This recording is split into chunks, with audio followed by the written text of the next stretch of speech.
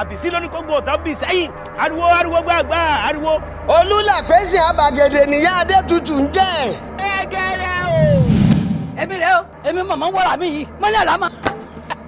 ó wọlé dé bí ọjọ́ ó balẹ̀ gùdẹ̀ bí òṣùmàrè àtúntìdé gẹ́gẹ́ bí ìṣe wa ẹ ṣáà ti mọ̀ pé lọ́tọ̀ọ̀tọ̀ lájọ́ ní MAAM'S Project àwọn kì í ẹ̀rọ tí ò lọ́mọ nínú àkàtà yẹ́rìyẹ́rì eré aládùn eré tó dẹ́rìn pòṣónú bẹ́ẹ̀ tí wọ́n rẹ́ni náà lẹ́tùn máa rọ́gbọ́ kọ́.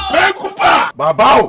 òòrà yẹ lóde à ń dàjẹ́ ju àṣẹ lẹ́yìn mi ó yá lajá òkú ẹ̀mí. Egere joint àṣìlẹ̀ ìsísílẹ̀ ìsọ̀fàní ẹ̀yọ́ olólùfẹ́ wa ìgbádùn yìí ló jẹ wá lógún. Odunsi bébí aṣògo ló dáná ló mọ́bẹ̀ lọ ńlá bí ìgbà tó yí ò jẹun rí ò lábẹ́rẹ́ owó sílá ó kù kó gbé abọ́hùn kó da ahọ́n rẹ̀ dé kó máa la.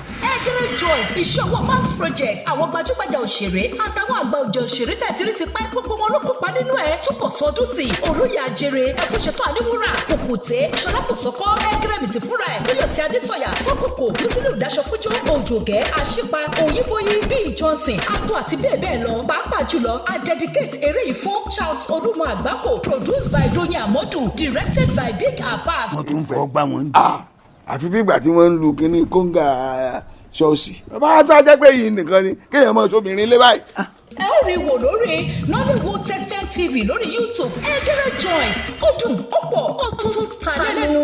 ìwọ tó tú mi lásán ní gbangba ọgbà ọkọ̀ lọ́wọ́ mi gbogbo ibi tí mo gọkọ̀ dé mo wà ní ìṣẹ̀débẹ̀. ìgbà tó o lójú tì ọ̀kan àmọ́ sọ̀rọ̀ pọ̀ bí ọ̀sán bọ́ ni ẹ̀wọ́ mọ́tò mo gbé fún ọ ó rí nǹkan tó fojú mi rí ni ó gbogbo àwọn ẹsíbìtì tó fi mọ́tò kó káàkiri. àwa lẹ́sibítì